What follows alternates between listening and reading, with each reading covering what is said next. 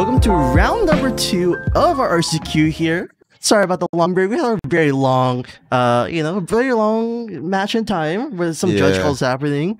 But that is given, especially we were playing a comp REL event here. So we have, Kevin Soloway playing Dimir Murktide, also known as Frogtide, versus John Aki on Living Here, and here on the camera. Yeah, so a new, kind of new-ish deck that came out of MH3. Murktide shifted to blue-black to incorporate Psychic Frog, and Living End is an old deck from pre-MH3. Didn't really get any new cards. I mean, you didn't really get any new cards at all. Actually, you actually lost your best card, but fortunately, if a creature deck is the best deck in the format, well, Living End will find a way and still stay alive for sure. Yeah, and this new, actually, they did get a new card. So instead of the Force and Negation stuff, Sing the Stupor, they get Sing into Stupor, and they got Flare Denial, because apparently a lot of the creatures that in that deck is blue.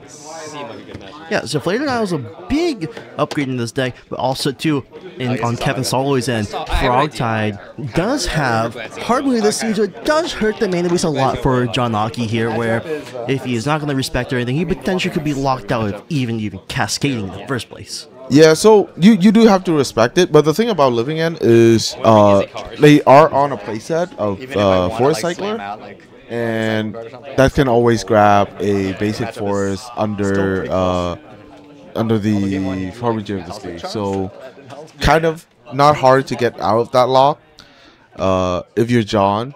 And I think this matchup is actually like pretty good for John.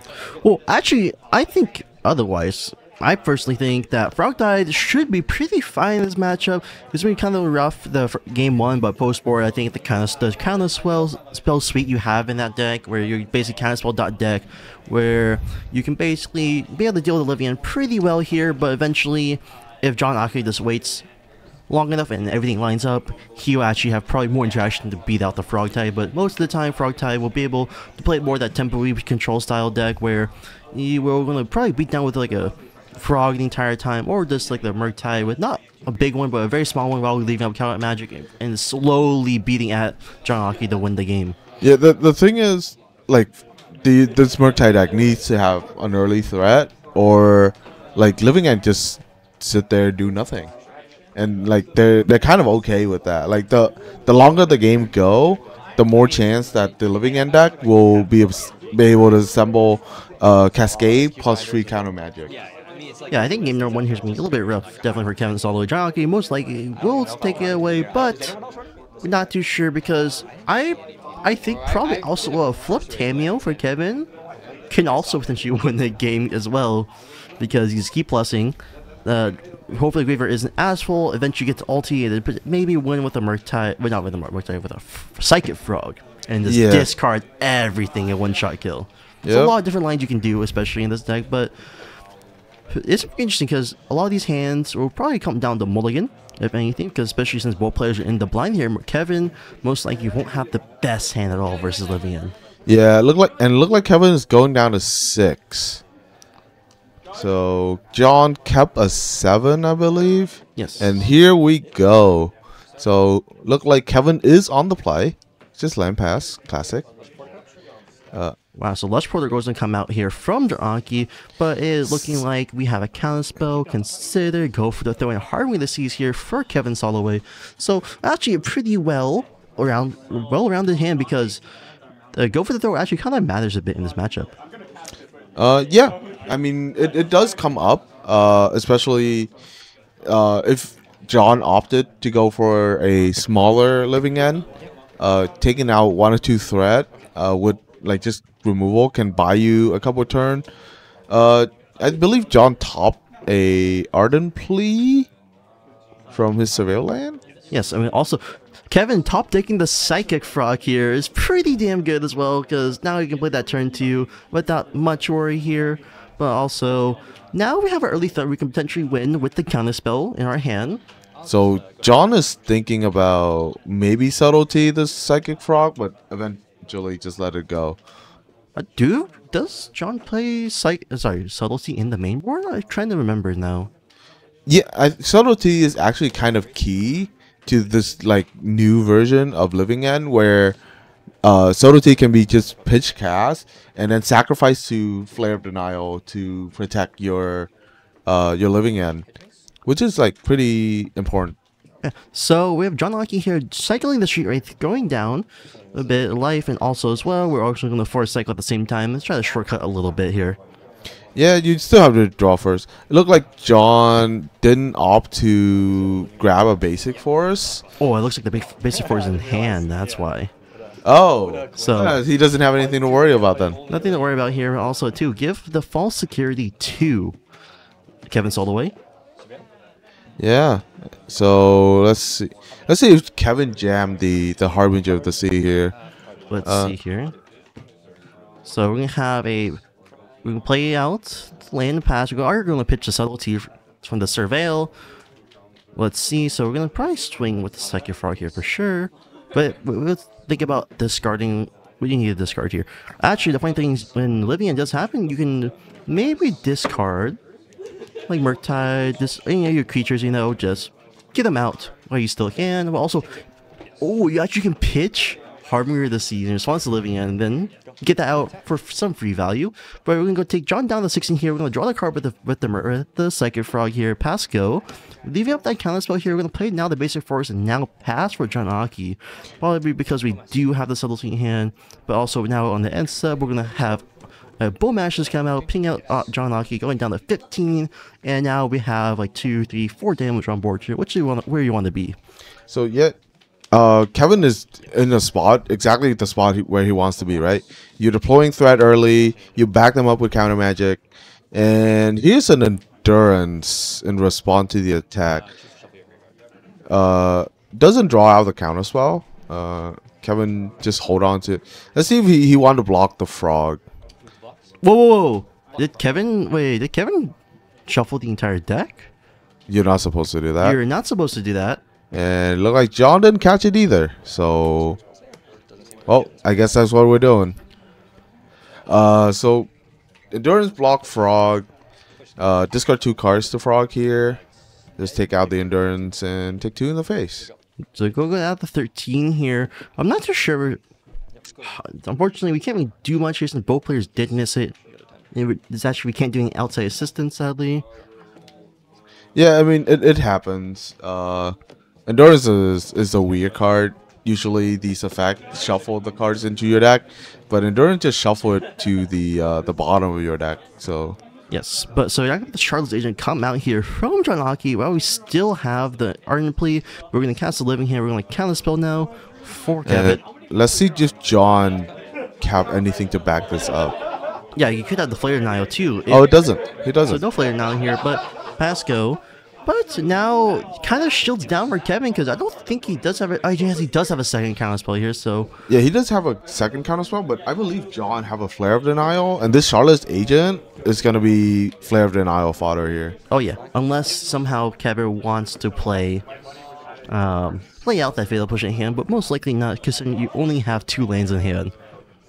Yeah. So we're actually gonna block with the Charlotte's Agent here. No, just blocking the Bowmaster, right? Oh, the Bowmaster is not attacking. So wait, or do we? Wait, what is Frog? What is Psychic Frog? Can you? So Frog is 4 here. So 4, 5. I don't think Kevin have enough cards to kill John here. So discard Harbinger to the Frog. Go to 5. Debating whether to discard the Fatal Push. Yeah, because the push is kind of awkward here. If we're so elected to keep the Fatal Push. So actually, the agent's gonna die. It did block the Orc Army. Oh, just trade with the Orc Army. Interesting. I thought John would want to keep it as a Flare of Denial fodder. But we don't actually have Flare now in the hand here. We don't have. Right now, we're gonna Ardent Plea here, and then most likely it will be the game because Kevin does have 2 more counterspells in the hand actually. So actually 3 counterspells this game. Yeah, do a third one off of the frog, and yeah, John didn't have any free counter magic to back up his 2 Living End attempts. So game 1 to Kevin. I mean, yeah, I mean, a lot of the draws line up very, very well for Kevin here. I mean, it's pretty nice if you can naturally draw into 2 more castles on top of the one you kept in your set in your 6. I mean, the frog did draw him like 4 cards. Yeah, you also drawing 4 cards. You also got that early fit that we did talk about before now. But now going to the post board here, John most likely actually is playing some players also sideboard as well, I'm pretty sure.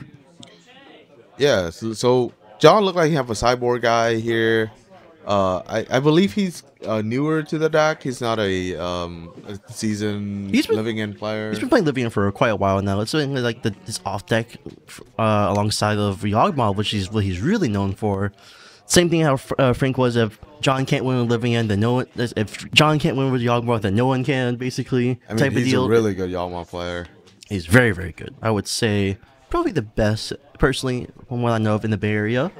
He's a massive grinder here. Goes out almost every weekend here and is able to qualify pretty well. So what do you think coming out from Kevin here? Something, maybe something like what is it? Nihil Spell Bomb? Well, when you get the Nihil Spell, you definitely are taking out the Fatal Pushes. That is for sure gonna get taken out in this deck. But I'm saying you probably have Nihil Spell Bomb. You will probably have Spell Pierces come in from the side as well. But wow, there's actually not the board has been changing up so much on the side. There's that new card from Dustmore, right? That I seen as a one-up in some lists. Oh, Abhorrent Oculus? Yeah, the Oculus card. The 3-mana 5/5 flyer. Yeah. I mean, it does pretty good impression of Murktide. Does a good impression of Murktide for you too, which is pretty nice.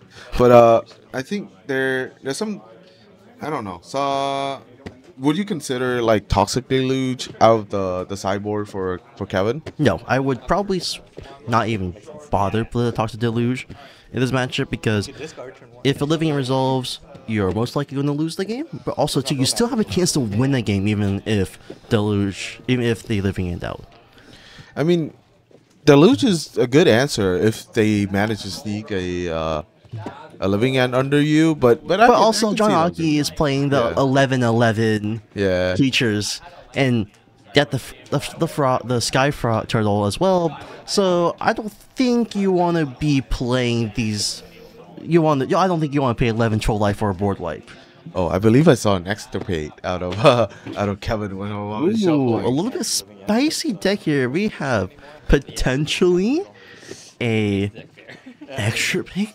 I mean, I heckin' love extirpate, but man, that's pretty spicy to have in a Dimir Murktide deck. So I guess the logic is you trying to counter the first Living End and then uncounterable surgical extraction the Living End, basically leaving John with no combo and have to play fair. Yeah, wait, I forgot. Murktide does play surgical on the sideboard here, so maybe Kevin actually opted to think, oh, if Surgical is my sideboard card anyway, why not just play the better version of Surgical, whereas actually you can't interact with, which is pretty fair to have in your sideboard nowadays over the Surgical, because nowadays it's pretty rough to even stick a Surgical, surprisingly. Yeah, I mean, there's a lot of counter magic going around. There's a lot of effects that just like get rid of your graveyard instant speed, like Psychic Frog.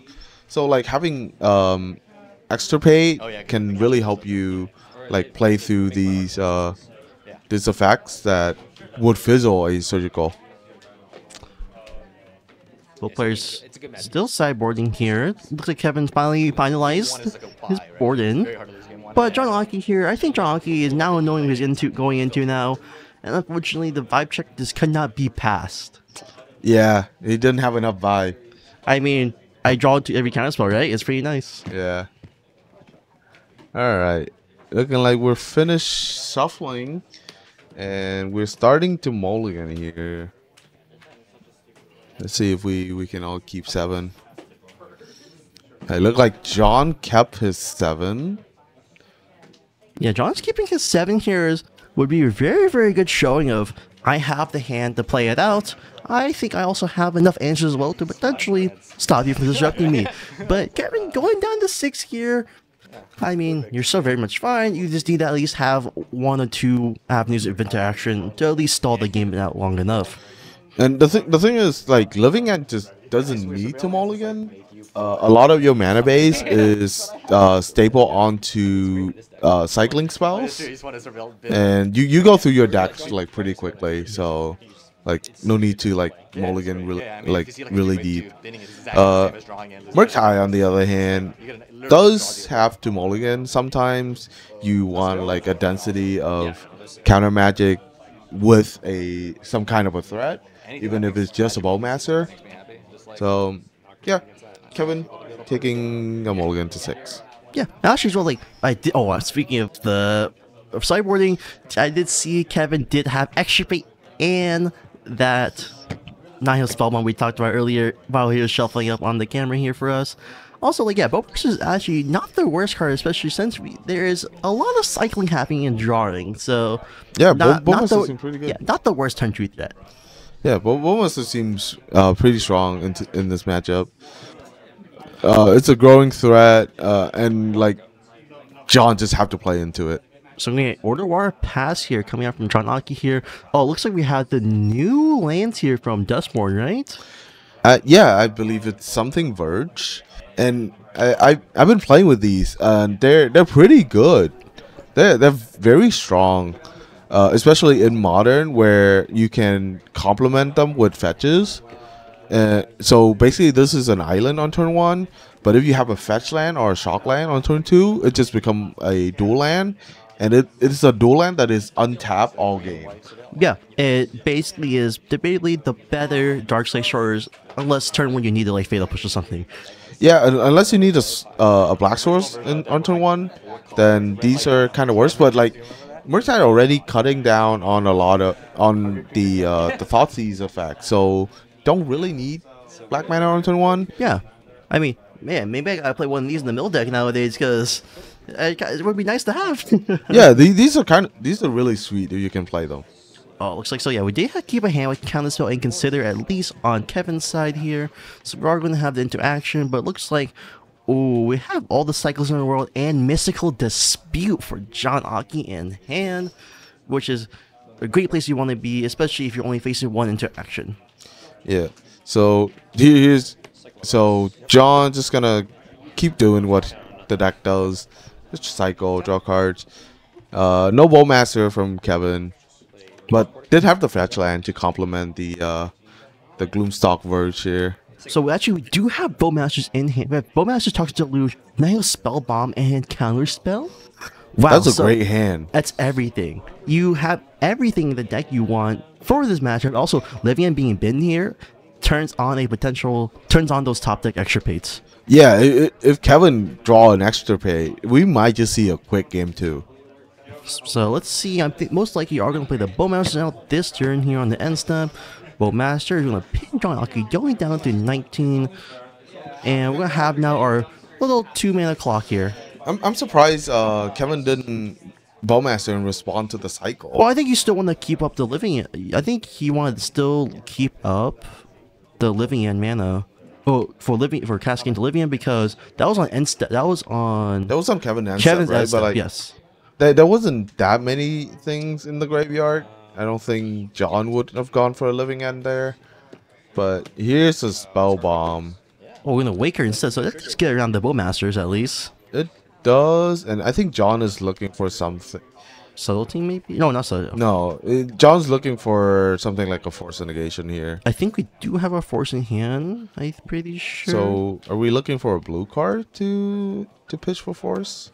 Or are we looking for Foundation Breaker? Foundation Breaker wouldn't do anything. You just sacrifice the Spellbomb. Yeah, but it does something. It's called forcing them to use it early.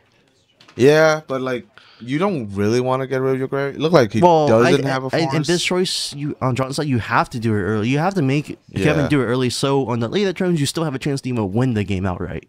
Yeah, I mean, you gotta do what you gotta do. But look like the Spellbomb did resolve, and John is in a tough spot.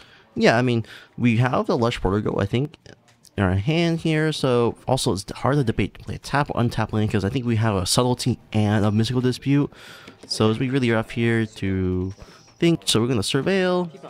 We're leaving it on top. I mean, you don't want to put Oh, it. no. Oh, he have double living. Double living in the hand and one is in the graveyard, so there's only one left in the deck. Are they play 4? Because like They play 4. John Hockey, I know is playing 4. Okay. So, because like some living endless only play 3. Because Yes. like it is terrible to draw into, and John drew 2 of them. Yeah, and also one being milled from the Surveil trigger is not too good either. But we're gonna play now a Psychic Frog here from Kevin. But it looks like we might just play the Mystical Dispute in response here, just to stop the clock. It'll stop the bleeding a little bit. Oh, just let it go. I mean, yeah, if you're on Kevin's side, you want to keep up counterspell mana for the living in here. I feel like you could have protect the Psychic Frog there, since you already have a spell bomb in play. I would have protect the frog and. Oh, just give us a moment. Technical issues.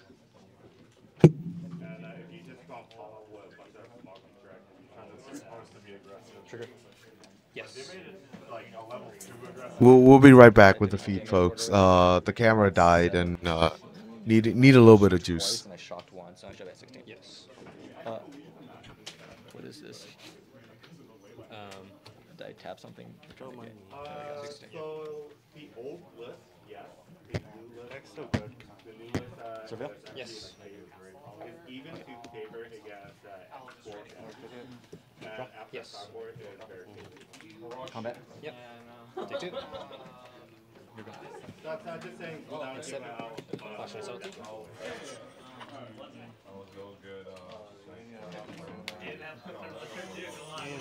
Oh, and we're back. So look like John went for a subtlety, and it's gonna be met with a subtlety here. So choose to put the subtlety back on top. That's a lot of tempo loss for John. Sure. So go. Is that a hard cast archetype mystery? I think that's a hard as a Sphinx Revelation, right? Oh. Yeah. Okay. Sorry about the technical difficulties. Our camera just died because we had it on probably since we got here. So usually our cameras last for 2 rounds, but we had it on since 9 a.m. So it's been a couple more hours since it was on. But John, I can only get down to 11 here. Let's fix the life totals a bit. And I'm not sure what happens. Okay, so I think John Aki is. Yeah, John. So what happened there was John casted a subtlety, and the subtlety got met with another subtlety. Well, now we're gonna play our solitary end step here, and now we have a great wall. You can say, or potential beatdown for John here. So see if Kevin want to trade subtleties here. But I don't know what John do with these living end in his hand. I don't think the deck play black mana anymore. So you can't even like suspend it for its costs. Yeah, it's been really left to even do anything here on John's side, but we're gonna preordain. Kevin instinctively put into the graveyard because I think he's probably surveilled quite a bit recently, but that is a second Psychic Frog here, but actually 2 mana. Yep, Psychic Frog once again comes out. And do we have another Mystical Dispute coming out for John Aki here? So do you protect the frog here? No, Don't let think it so, go. because the fact that you have to respect the fact that John Aki can living in out of nowhere can really hurt. I mean, there's still the Nihil Spellbomb in play. yeah, there's still the Nihil Spellbound in play, but You put them both in your hand. Oh, sorry. Yeah. Judge?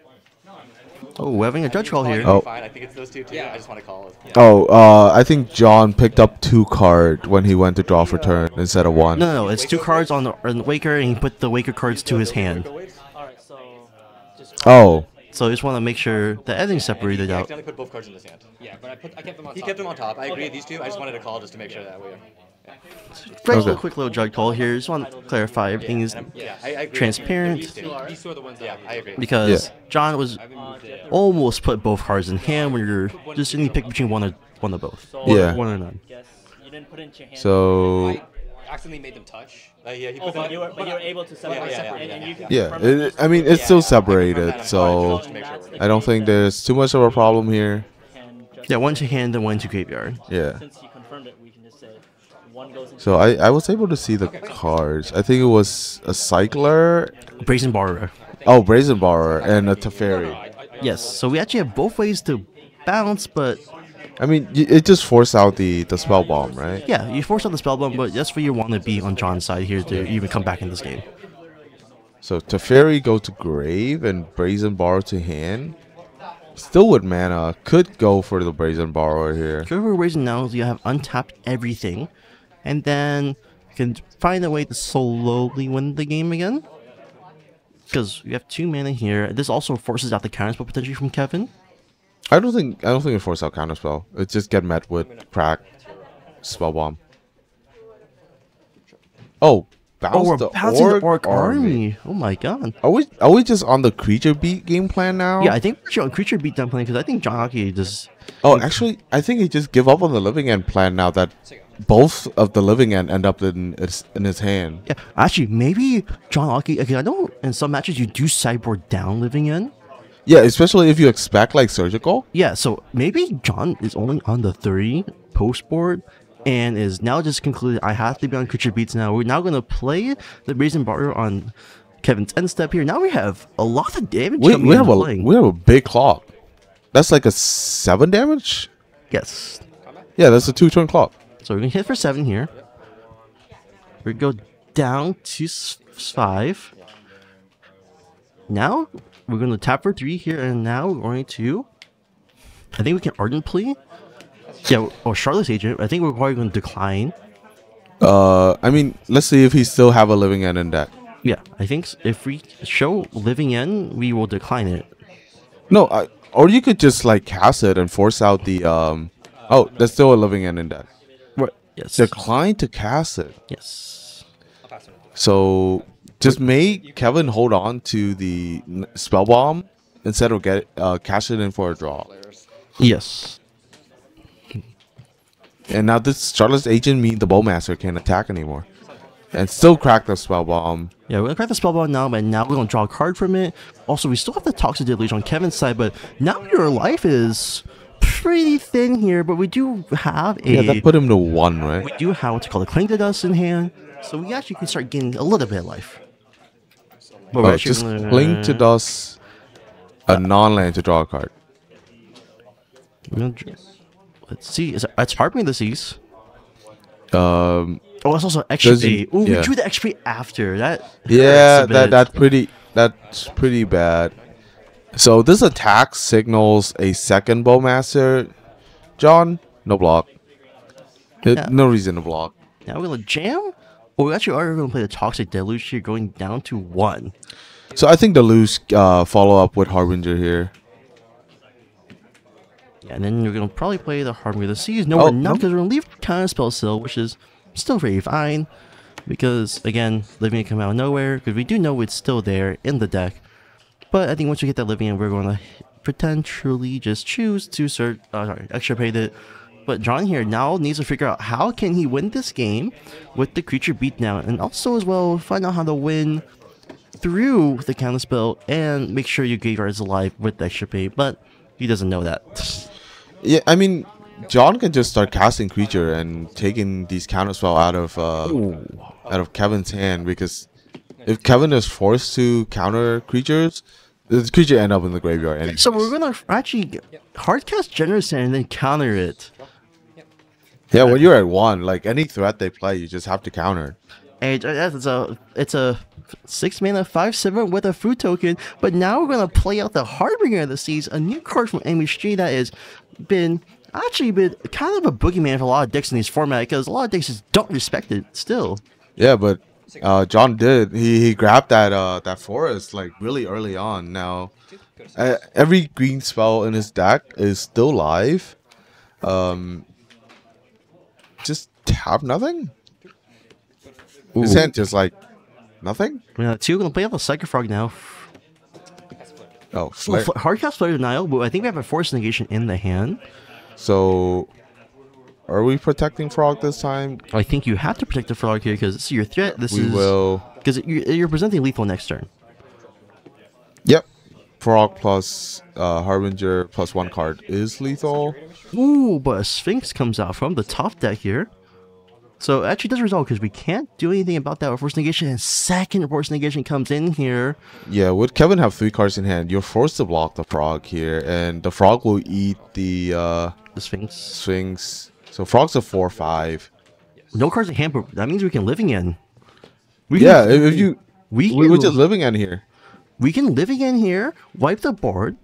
Does John not have a Cascader? No, we don't have white swords. We don't have a white swords because we need. Oh, we have an Ardent Plea in hand, not a Stardust we have Agent. 2 Ardent Plays in hand here, so that is going to be game here for Kevin Soloway. Sorry about that. Electro was at 2 before, but Kevin Soloway take it 2-0 versus the Living End.